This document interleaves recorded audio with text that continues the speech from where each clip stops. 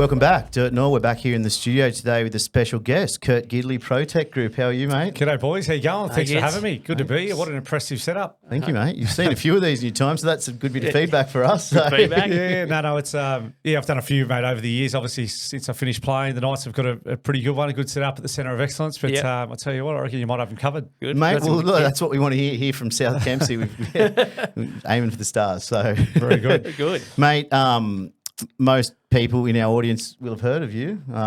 You've got a pretty long run sheet here of titles: Knights legend, BDM Protech Group, ambassador and pathways coach for the Knights, and board member of Knights Old Boys.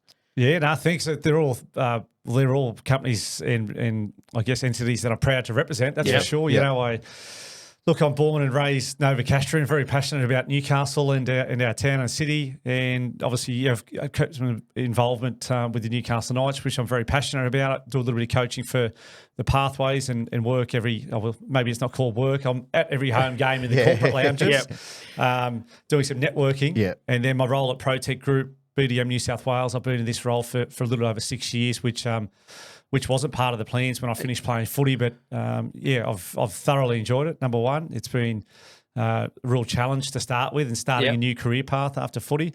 But, great company, really experienced people within the business that have taught me a lot. Yeah. And really good industries that a lot of people in the industry have provided me, I guess, an opportunity to meet and then potentially do business with them. Yeah. And a bit of background for our listeners about Gids coming on the show. You mentioned being at the home games. So we'd got your email and we'd been going back and forth. And it was that was around last season. It just belted down. It was a full washout. Yeah, Dragons. We waited around to the end of the night because we just didn't know how we were getting out of there. And I spotted you and we'd been emailing that day. Yeah. And just as you were trying to get away, there was a bunch of elderly women who'd had you bailed up getting selfies. And I could see you were just trying to get out of there.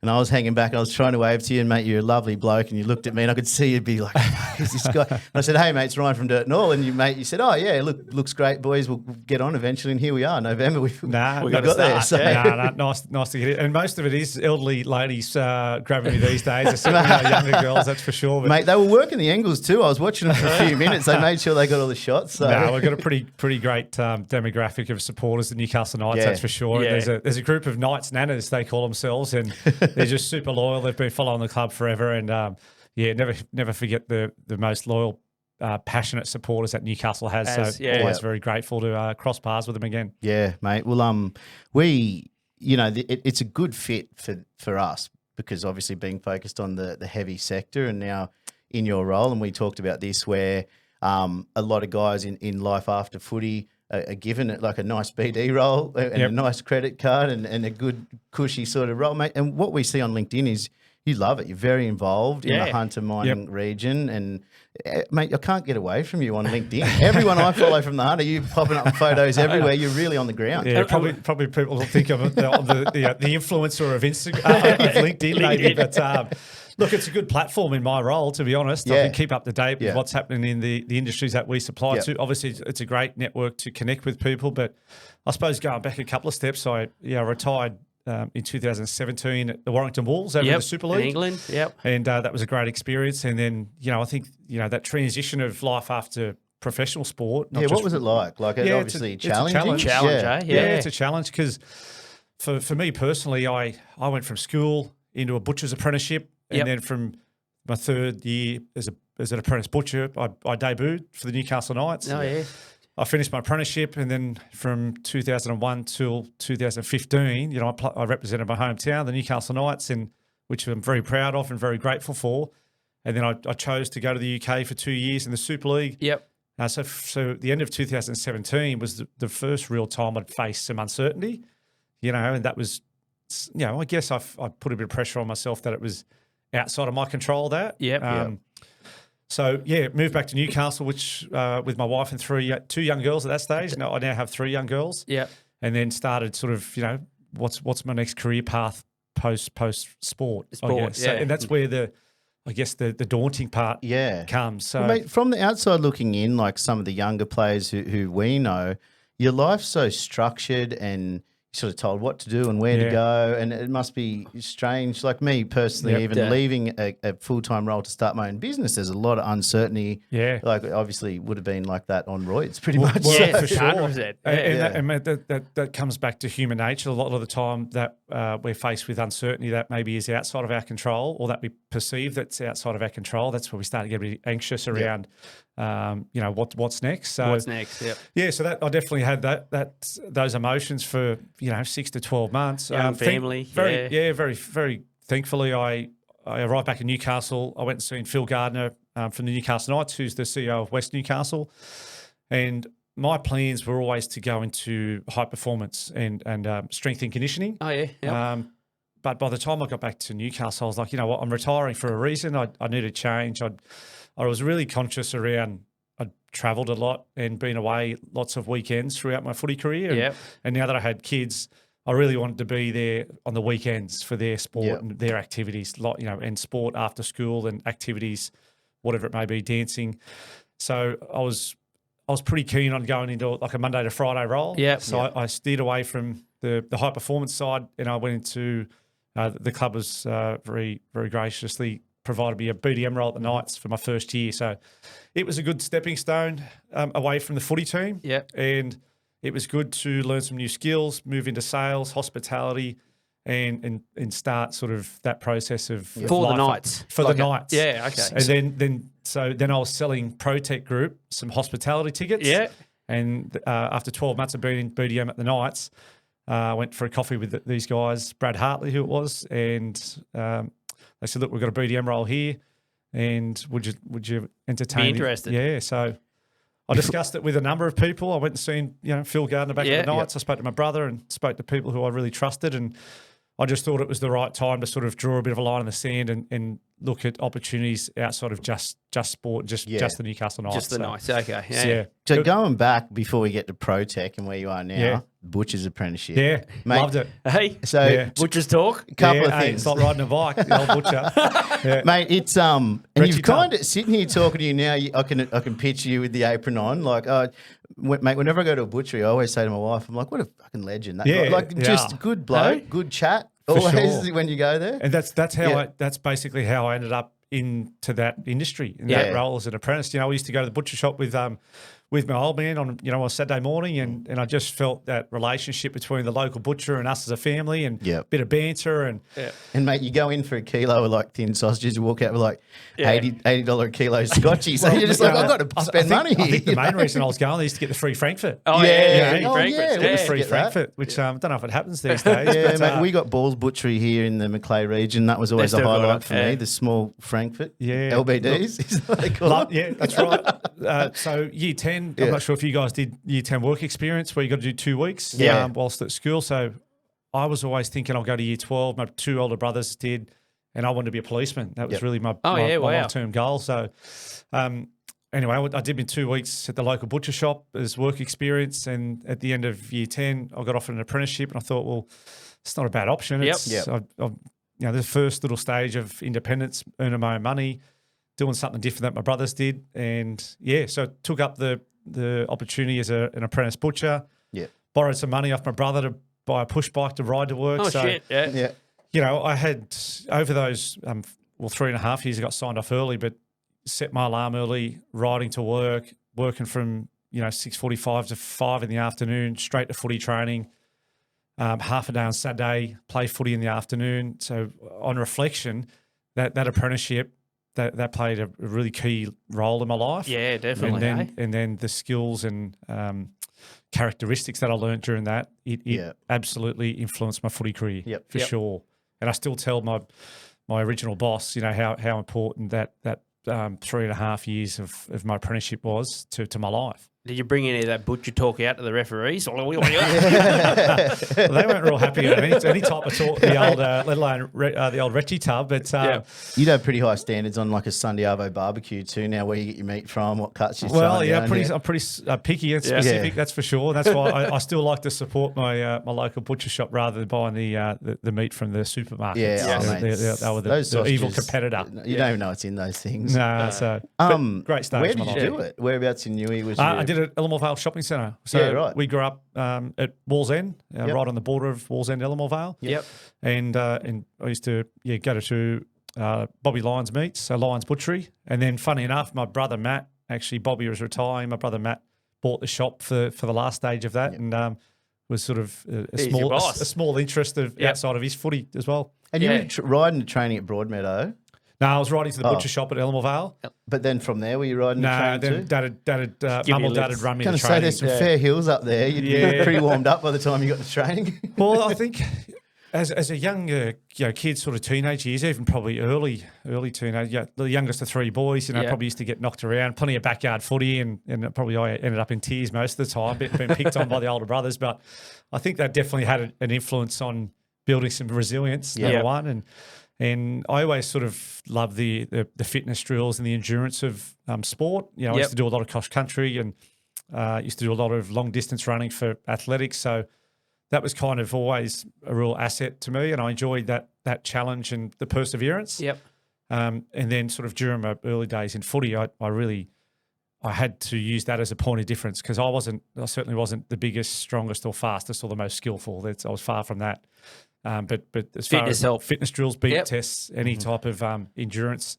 Mate, there's a bit of a beep test myth that exists out there. And it was mentioned on Willie Mason's podcast recently on Levels. Look, is it a myth? What is it a fact? What happened? Have you beat the beep test? Mace has been known to tell a few porkies in his day, that's for sure. And that's just another little one. But look, I used to go really good at the beep tests and used to win them each year. Is there a level you got to? I used to get to, the 17, 18. Holy. Yeah. So that's definitely not finishing it. That's for sure. But does it end? Does it just end with one long beep? Like, how does it? Well, again, I've never got to the end. Never got the end. So I certainly have never sat through the rest of it after I pulled out. But that's Mace. Little porky from Mace. Yeah. So like coming across to Protech Group and entering this sector. Other parallels in your life that have been anchored to this heavy sector? Like what other background in mining did you come from? Yeah, good question. So I guess it's been in the blood, I suppose. My dad, he originally worked at BHP as a boilermaker in his early days. My pop worked at BHP for his whole career. Mount Arthur? No, BHP, the Steelworks. Oh, Steelworks in Newey. Yeah. So obviously that was a huge employer of Newcastle and a big influence on the town until it closed down. So Pop worked there, my dad worked there. Dad was made redundant and again, a bit of uncertainty. So he went into driving coal trains. Oh, yeah. So I guess the blue collar side has always been in the family. You ever get up the front?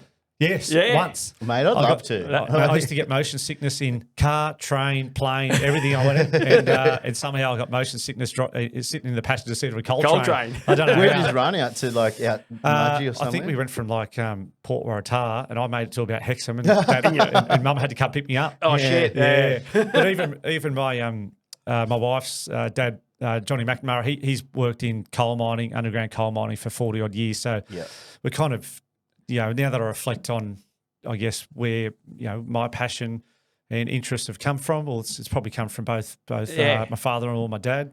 And then, during my footy career, look, the majority of our sponsors and fans were, come from blue-collar industries. Yeah. And even during the New South Wales Minerals Council sponsorship, which has probably gone over 10 years now, we were representing the mining industry, playing in the high vis. So great thing. I have felt a real connection there. Yeah. We were down there just at the round just been and DGI sponsoring the Knights. Fun fact, you were the first ever captain to wear the high vis jersey. Wow. Yeah, I was. And my brother was the CEO of the club with Stephen Crow, who was working for a marketing agency. Those two guys had discussed this partnership with the mining industry, which was sort of 2012-ish when the mining industry was in the slump. And I think the mines and the Minerals Council realised they need to positively promote how important the industry is and the employment and and how much it generates great wealth for the economy. So that's how that sponsorship came about. Of New South Wales Minerals Council was a little small badge on the chest plate, and then it's grown from there to be the players playing in all high vis, lots of promotion, the lead up, lots of connections with current and former Knights players who either retired with the Knights and Yep. went into mining. Steve Simpson, good example. Oh, Daniel yeah. Abraham. But even a lot of guys like the Johns brothers who their dad Gary worked in the industry. Yep. My old man was a coal train driver for 30 years.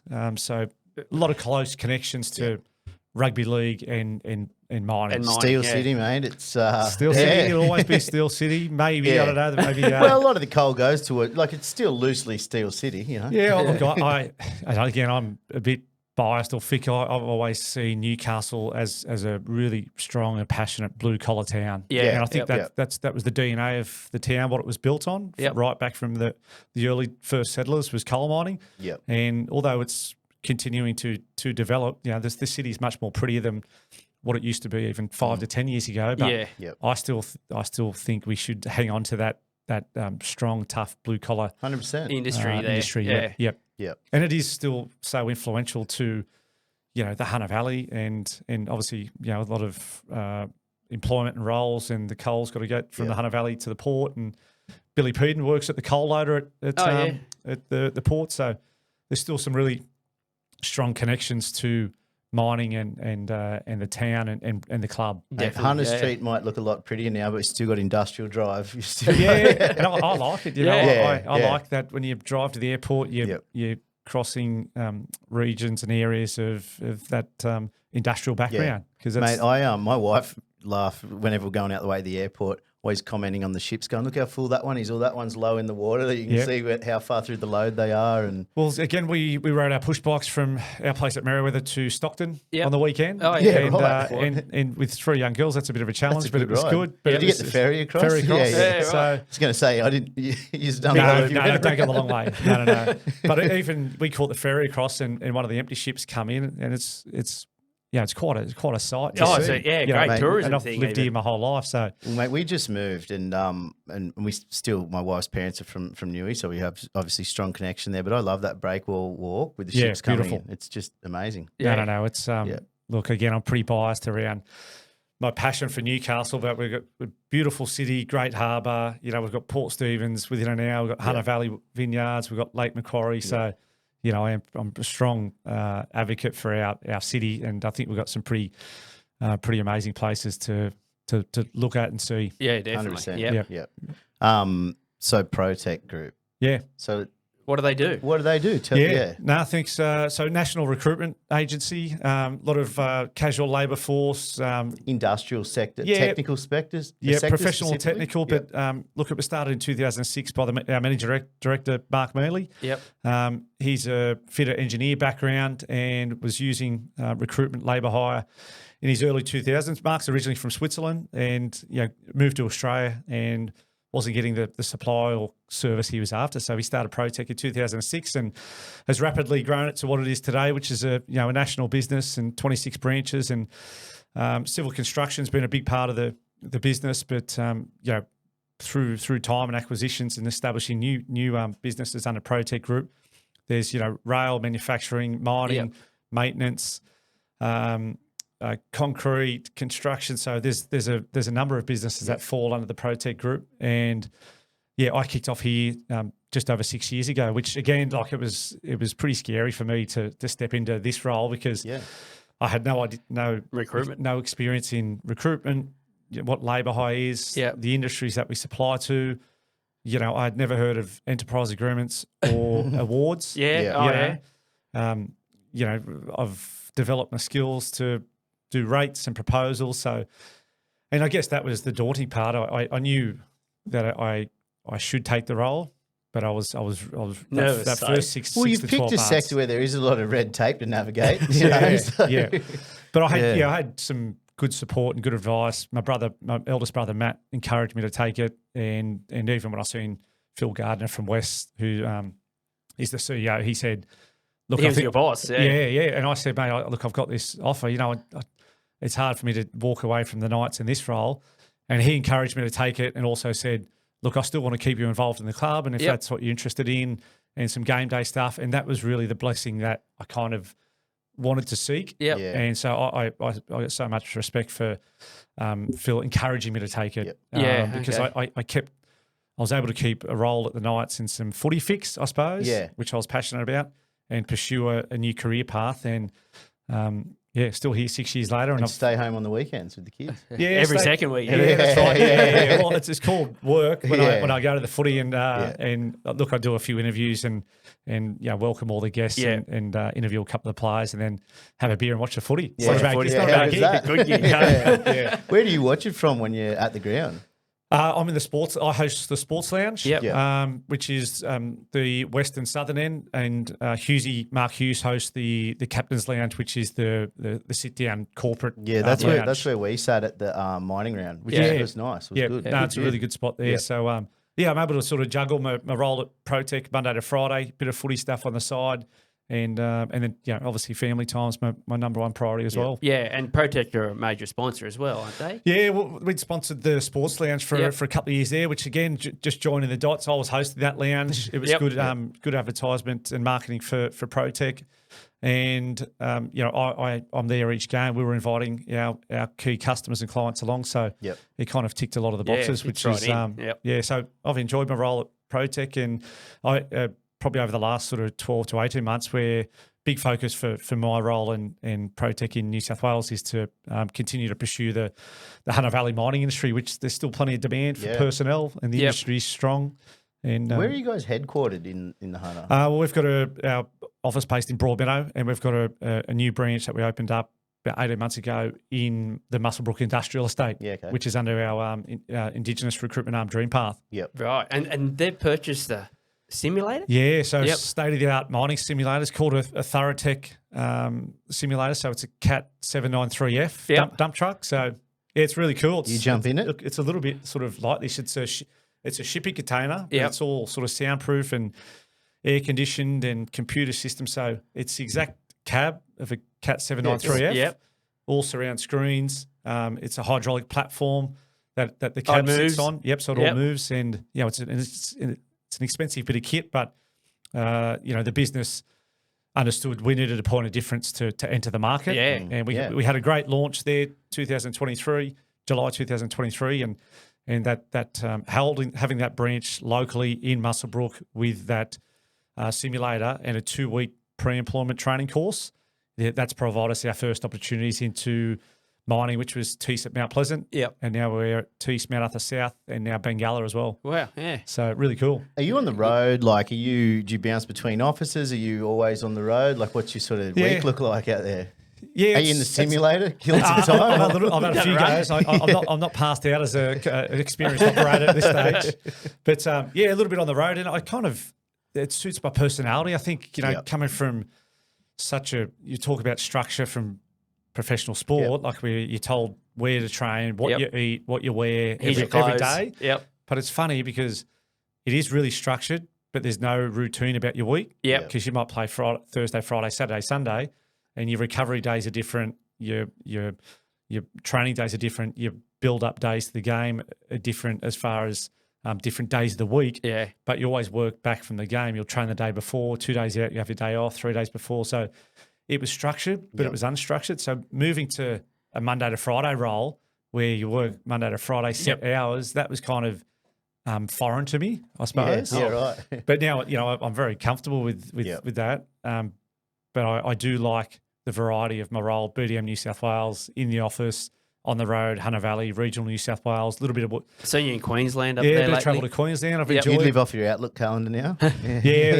Well, I'm trying to juggle my work calendar and the family calendar and the night's calendar. Yeah, the night's one. But thankfully, I've got a very supportive wife, my lovely wife Brooke at home, who juggles a lot of the after school activities. Yeah. So you mentioned Dream Path. So can you tell us a little bit about that? Because I see it pop up on LinkedIn quite a bit, and I didn't quite understand how it all tied in. Yeah. So again, under the Protech Group, we've got a number of businesses that fall under the Protech Group. We've got a rail safety business, Quantum Safety.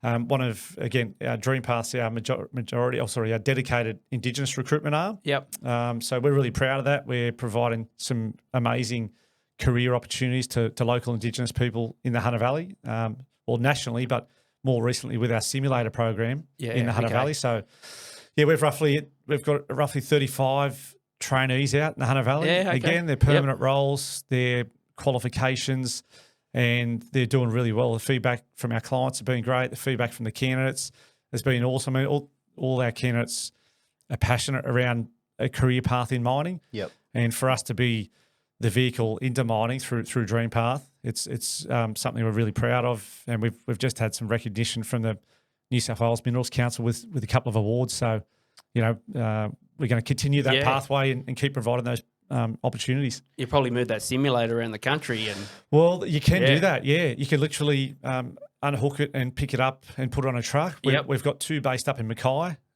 Already. So our Mackay branch is a really established mining branch, and that's basically where we wanted to replicate a similar program with the sim in the Hunter Valley. Yeah. So I'd done a few trips up there and I got some great information for the team, and then wanted to replicate something very similar, slightly different in New South Wales and specifically the Hunter Valley. But yeah, we certainly want to get one in WA and potentially Northern Territory where we're doing mining work as well. Yeah, right. Do you have to travel much interstate to some of the other branches to do these sorts of programs? I do, and I enjoy that. It's just coordinating my week, because my wife's a clinical nurse specialist, and she works on Monday afternoons and then Thursday, Friday. So, but I enjoy the travel because number one, it's interesting. Yep. Number one. Traveling to new sites, whether it's mining or manufacturing or coal handling, prep plants, construction, rail, they're all sort of new and interesting for me. We love it, man. Like I get to go to a whole range of sites in my job, and Woods, you've been around the world to some of the most remote locations and some of the, we went to shitholes. Savage. We went down with DGI years ago down to Savage River, and it's like as close as you're going to get to Antarctica, and it's rain. And you go, wow, like some people go, these are shitholes, but I love it. You go places other people don't get to see, and it's that's why it suits my personality. Playing footy, I love just going to different stadiums and different areas, different countries. It's so lucky to have played. Getting abuse hurled at you from all around. You know what? That's all part of the experience. Because I played in some of the biggest games where you go into Suncorp against a pretty hostile environment. But I went to the UK. That was a great life experience, and playing at some of the best grounds in the world, like Wembley and Old Trafford, and then the next week I could be playing at Castleford or Wakefield, where it's like playing park footy. Park footy, super old grounds. Some of them running downhill and uphill.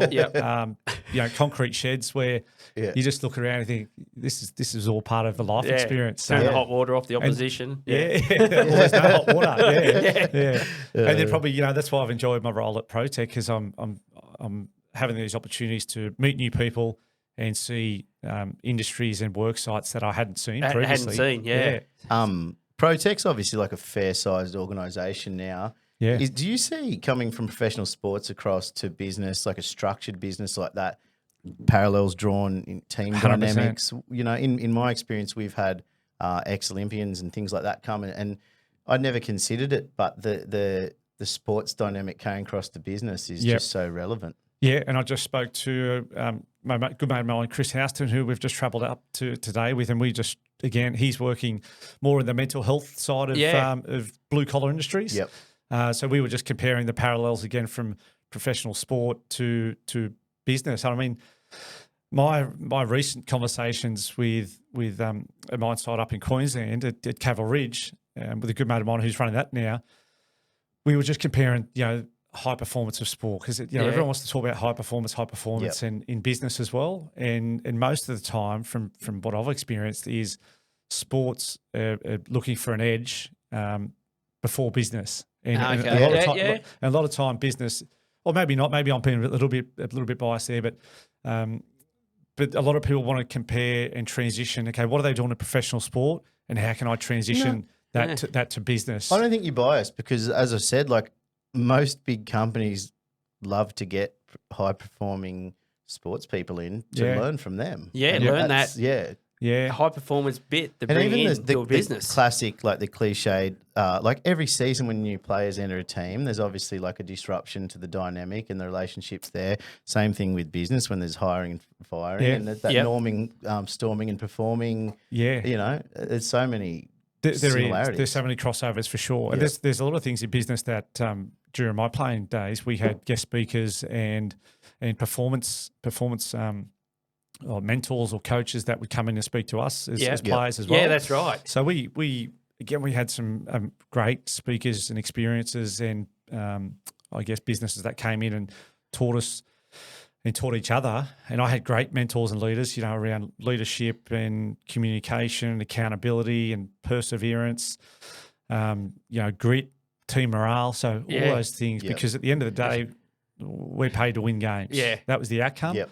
But the preparation starts, you know, might start Saturday, Sunday, Monday, whatever day you finish. Yep. Preparation starts straight after the game for next week. Next week again. Yeah. You know, as far as team dynamics and camaraderie and morale, well, you know, we all may come from different backgrounds, you know, from family, from, you know, country, language, whatever it may be, diversity. We've all got to somewhat get on. We've got to communicate well because the outcome, we've got to win the game. And that doesn't mean we have to be best friends off the field. Yeah. But we've got to connect and we've got to work towards the common goal, which is follow the process and get the game done. Yeah, very similar to business aptitude. It is. You know, we've all got different interests and backgrounds, and we don't have to love each other outside of footy, but we've got to have a working relationship that we're all committed to the common goal. Yeah, when there's a job to do, you've got to be able to work together. Not everyone's going home to become best mates with their workmates, but you've got to be able to get on while you're there. I mean, it's good if you can be great friends outside of work. That's for sure. Yeah, I'm lucky in my life. A lot of workmates have become, you know, friends. But you know, it's not everywhere. And that's what happens in the mining industry. And you see all these people around the world and globe. You talk to on the phone, and you'd be seeing it now. Like I think again during team dynamics, you know, I could do things that some of my teammates couldn't. I appreciated that my teammates could do a lot of things that I couldn't. So collectively, you know, we all bring different attributes to our team, and we all got to deliver on those, what we do well. That's the beauty and I guess the satisfaction of when you get it done, that everyone's done their role. You've done the best for the team in what you bring to the team. The best you could. And So this kind of reminds me of the team video room and their moments that are super honest. You know, there's a lot of accountability. Do they pull you up and go, hang on, or do you just watch it full? No, it's brutal. Is it? Yeah. Brutal. At times, you know, you think, look, the team video room, which the Knights have a great one at the Centre of Excellence now, it's a theatre, and, you know, there's some great times in there. Like I've shed, I've cried, shed tears, I've laughed. It's been really uncomfortable. Cop the spray. Cop the bad spray. You know, you're holding your teammates accountable. They're holding you accountable. Watch the game back and just hit pause. Well, you don't watch the whole game, but you watch the best bits and the worst bits. Is that right? Yeah. And even if you win, lose or draw, the coach will, if he thinks you're getting a bit too cocky, then he'll highlight a few moments where just clip the wings of the team a bit. Yeah. Obviously, you want to highlight the moments you did well. Okay, guys, this is what we practiced for this, we trained for this, you executed it well. Let's remind ourselves you've done it well and do it again. Yep. Mindful that the other team's watching the same footage, trying to stop it the following week. Yep. But a lot of emotion in those team video rooms and some super uncomfortable times. Yeah. But you need those because you got to learn from them. Make sure it doesn't happen again next week. But we're just talking about on the way up that once you walked out the door, it was done. Yeah. Okay. Yep. So if I've had a bit of a crack at you, Woodsy. It's uncomfortable. We've addressed it. Once we go out, we're training. We're thinking about this next training session. Yeah, okay, yeah. So I missed those a little bit. But also kind of I don't miss the bad losses. Yeah. And something else you probably missed because your career here ended in 2015. Yep. So Instagram probably wasn't that big back then. We follow a lot of players now, and just some of the comments, man. Like I'm not it's inevitably going to happen one day with the podcast, but I go on someone like Ponga's account and just read some of the comments. You couldn't read that stuff. You'd have to, I don't know, how do you avoid that? Well, you probably skipped a lot of it. Yeah, look, I skipped a lot of it, thankfully. But I suppose there's a lot of training and education the NRL do with players. All players. Yeah, to keep their men's health. Game. Yeah, so normally during the preseason, they'll come out and they'll talk about, it could be around, gambling, drugs, alcohol, mental health, well-being, social media would be a big one. So there's a lot of dangers in all those. Yeah. You know, when you're high profile, you're getting paid well, and there's pressure and stress in that. So there's a lot of education and training. All clubs have a wellbeing manager now. Used to be the welfare manager, but now it's the wellbeing manager. So there's a lot of proactive training and touch points for the players and coaches, which is great.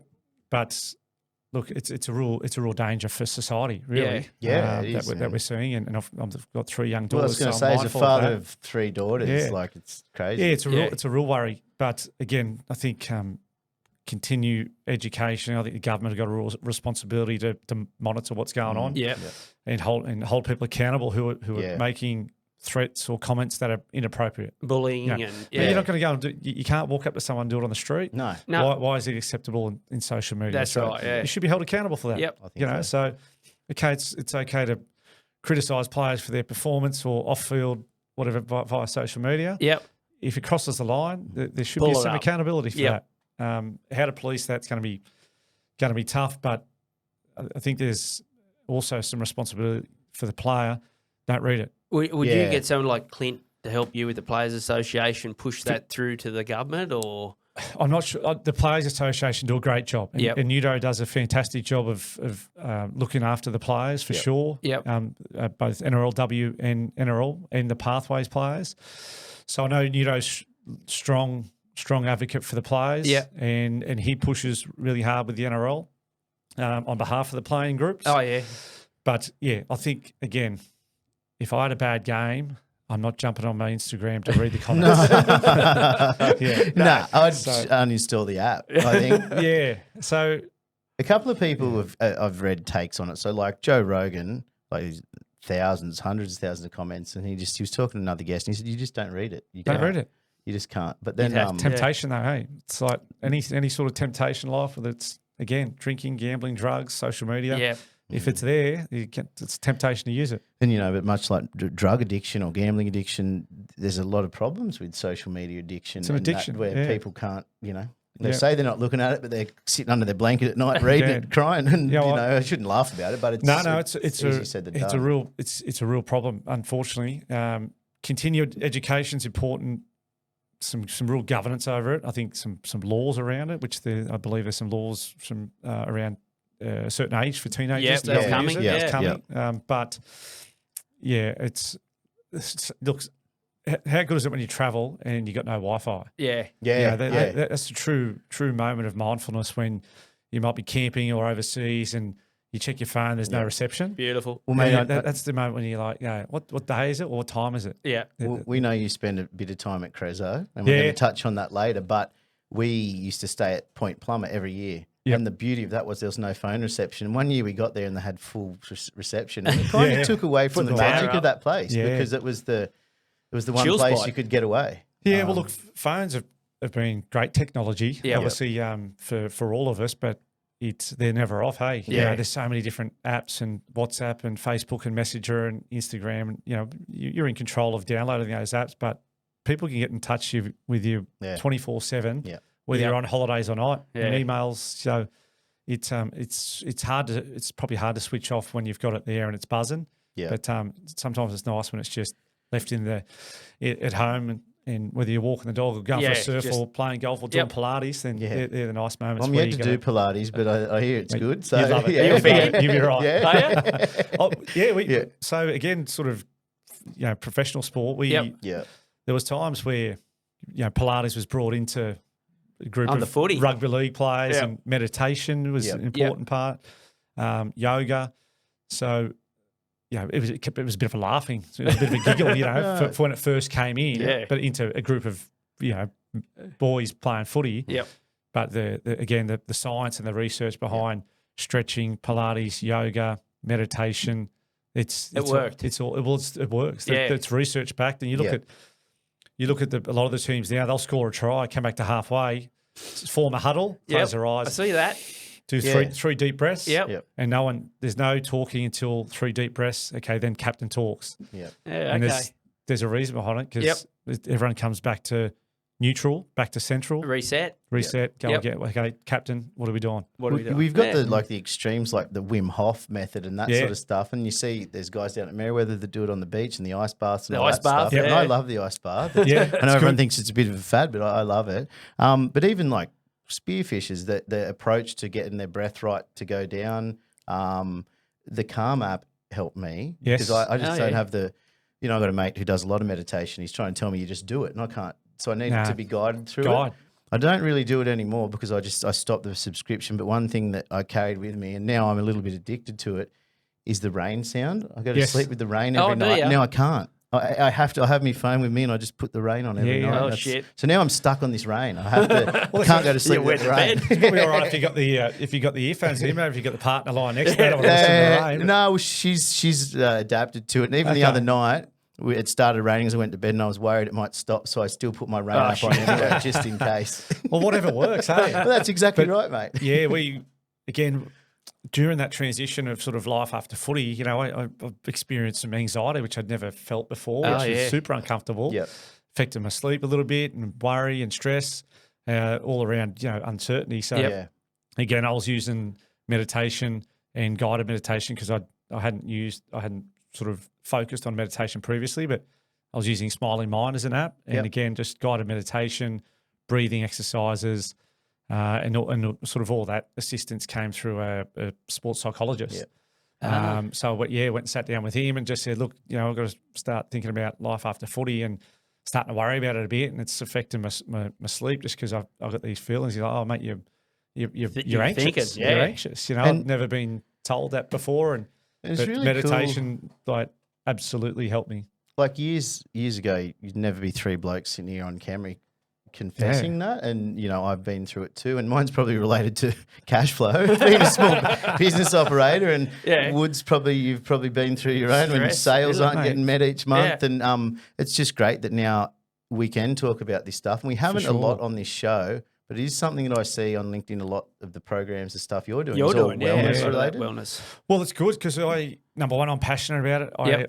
I love to, again, that comes from a background in, not just in sport, but I studied high performance. I studied some strength and conditioning. As I say, my good mate, Chris Houston, works in this field daily in the mental health wellbeing. So, and I've had great guest speakers and teachers over the years. Yeah, from we've when I was got playing. a lot of speakers. So I enjoy continuing to learn around how we can look after our own mental health and wellbeing. And obviously, as I said, my wife and 3 young daughters, I want to be there for them. And if they're ever going through tough periods, okay, here's some tools that we've got in our back pocket that we can use. Gratitude is another good one that we learnt through our footy career through the Resilience Project, Hugh. But breathing, think about breathing. Just it's an instant. We got free access to it, and we can do it immediately. That can bring us back to a central point. And the Wim Hof stuff's great. It's a bit more intense, but whether it's professional sport or business, there's a level of stress and pressure and finances and all those things that can raise our anxiety. Breathing's a great tool that we've got access to, but you've got to prioritise it. And that whole part about like today's world where our attention spans are shrinking and we're always on the go and our phones are going off, the one thing I struggle with is being present. Work's finished and now I've got to sit down, and the breathing is a very fast way to get to that presence because you just take that moment to reset and for sure. No, it is. Acknowledge where you are. As I say, we've got free access to it. For now. That's right. But we can tap into it, any time of the day. And the research tells us that it works. Slow, deep breaths, pause at the top, slow, deep breath out. You do that 10 times and you can calm your mood and your anxiety, headspace. Heart rate. Yeah, that's right. That's right. So it's again, it's continuing to develop and discuss those different tools in the workplace. And so I guess getting back to your question, in my role at Protech, I'm invited to a lot of toolbox talks and pre-starts. And if I can bring a point of difference to my role at Protech, to maybe our competitors, or add some value to what we're doing other than just supplying people, and if it's talking about some mental health and wellbeing coping strategies to the blue collar workforce, then I've always been open and happy to speak and share some of those tools that have worked in my life, but are also backed by research. Yeah. And so with a pre-start, they do exercise and everything. Yeah. They got D11s with ladders on them. Wouldn't they be better exercise climbing up like a monkey? And Well, as you know, Woodsy, safety is a high priority mate, on 3 points of contact. Yeah. But I do, I've found those pre-starts and toolbox talks really interesting. Yep. Because I relate those to a pre-game match. Yeah, okay. In footy, 2-minute bell goes, and that's when things fire up. The 2-minute bell goes, it gets really emotional. You connect with your teammates. Captain speaks. Coach has already spoken. He's already gone to the box. Yep. And I see a lot of those pre-starts, toolbox talks. Could be Are You OK Day, World Mental Health Day. I find the managers and those leaders who present those, some of them are done super well, and the workforce is really engaged. Yep. And some of them are done maybe not as well as what the workforce is after. Maybe there's a lack of eye contact, body language. Well, and one thing I have found, and not naming names, but in the past and spoken to other people, particularly like being in marketing, I think those initiatives are great and those days are great, but they can also be problematic because they're just tokenistic, like corporate checkbox exercises. And, I've seen employers that go to huge effort on those days, but they've got so many other underlying problems that aren't addressed ongoing. Yeah. But then you can't take away from the fact that they are amazing initiatives. And it's good that your guys like you are going out to these pre-starts, and it's not just on these days as well. No, for sure. I think those days have been great over the past 10 years because we wouldn't be talking about it as openly as what we do now. Yeah. So all those days are great during the year as a reminder. Yeah. And the big word was let's raise awareness. Okay, the awareness has now been raised, but what are the actions? So I didn't want to sound cynical in how I because address I get it. that. Yeah. I get it. Because it's great to talk about it and raise awareness and raise money that goes into funding and research and support. Yes. That's all really good, and we should keep going with that. But what are the actions that us as community members and work colleagues and family members, what are the actions that we're going to take to look after each other?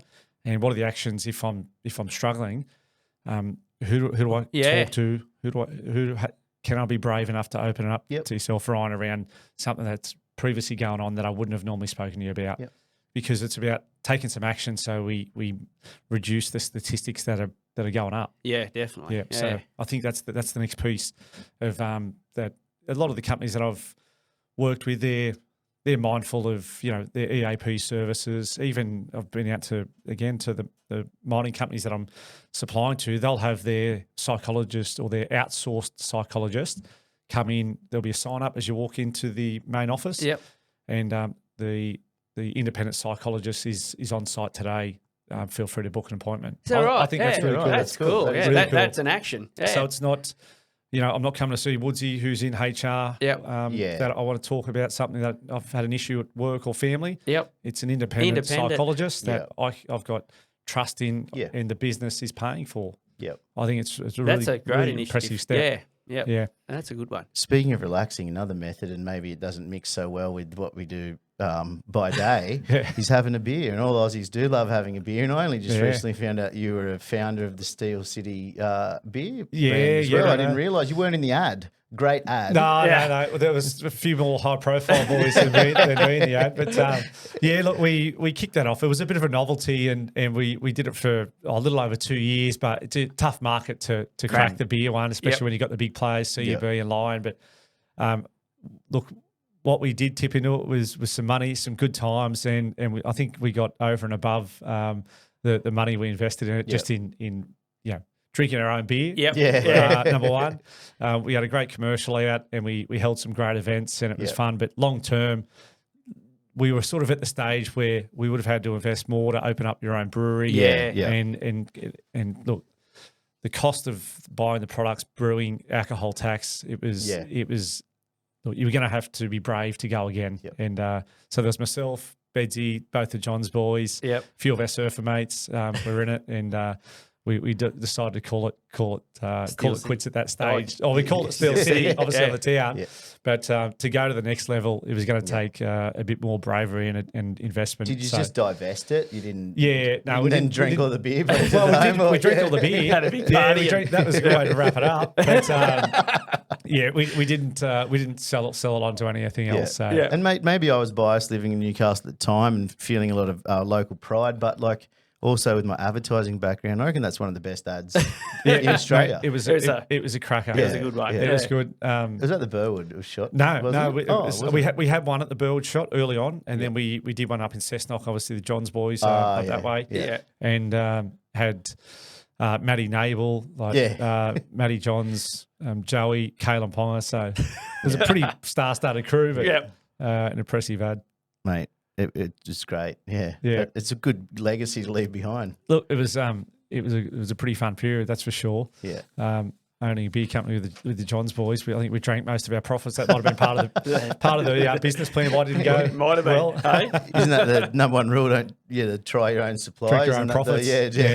So, hey, I know you've seen the show before. Don't know if you've managed to make it the whole way through. One of me and Woods talking on the mics, but we have a section at the end called 5 Quick Ones where we. Okay. With 5 quick. We've actually got a 6th bonus one today. Beautiful. So, mate, first question here is you spend a bit of time at Crezzo. You're only up here the other week. You're heading back this weekend. What's your favourite pie from Crescent Head Bakery? Oh, I just spoke about this yesterday. Used to be always the chunky pepper steak. Yeah. And then just on my recent trip, I was introduced to the 12-hour slow cooked smoky brisket jalapeno and cheese. I haven't had that one yet. No. Okay. It's I'll be there this afternoon if there's one left. If not, first thing tomorrow. First thing in the morning. Get in the line. Man, they got a good range there. I'm a real I'm a cheese and bacon pie guy wherever I go. And there's the Kira Bakery up the coast, and I reckon it's unrivaled. So if you're ever up that way of the world, Kira Bakery. Yeah. Well, no, I'm always a curry pie man, but the Crezzo I go just outside of the boundaries and push myself. Yeah, that's a great one. We brought Woodsy's question forward earlier. Smashed me. Sorry, it just slipped out, but it was about the beep test. Beep test. Beep test. Yeah. So look, it was mate. always around that 17 sort of 18 mark, but. Don't worry, I've done the beep test on a few hard yards. We used to go up to the Jack Newton Classic. Clint Newton's old man Jack, obviously, who's no longer with us, unfortunately. I met Jack, had a beer with him back in the day. Yeah, well, that's a hell of a beer. It was. That's for sure. But, we used to go up to Jack Newton Classic when it was up at Noosa, Twin Waters. And Haig said, Roddy, you can go with Nuno. When you're coming back, you're doing your fitness test before Christmas. So I had to beat my previous score, and it was pretty untidy trying to push through a beep test on the back of the Jack Newton Classic. That's for sure. But it was. Do you play much golf? I play in a few corporate days now. You know, I don't play consistently enough to improve. That's for sure. But you got a handicap? No, that's me too. No, I like the Ambrosia. Yeah, that's a better way. Yeah.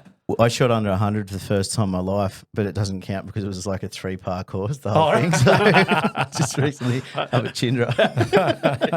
Terrible course, but I got under 100. So, Woods, I'm just going to skip through. Sorry, mate. But you get onto that one, mate. Mate, the one thing that we wanted to ask you, and it rears its head all the time, is the footy show Mario prank.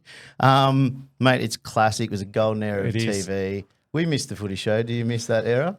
Oh, for sure. I mean, look, it probably wouldn't be allowed on TV now. Some of the stuff that was said, like Fatty and that. No. But that's some great childhood memories. You know, I loved all sports, and then rugby league being my passion. So saddling up for Thursday night footy show was some great memories. Yeah, and, funny with Fatty, Sterlo, Chief was on it long term there. Yeah, Ray Adley, Mario, obviously Ray. It was quality. Some great outtakes when they were doing the Daredevil dudes stuff. But the Mario one, the story behind that was I'd sort of just broken into first grade. Matt was my eldest brother Matt was established playing Knights, New South Wales, Australia. The footy show said, we're going to come and do a family story at your mum and dad's place. And so when we get to mum and dad's, we do the whole story. And then the producer comes and says, mate, we're going to G up Mario. Instead of backyard footy, which was actually at the back, we're going to play front yard footy.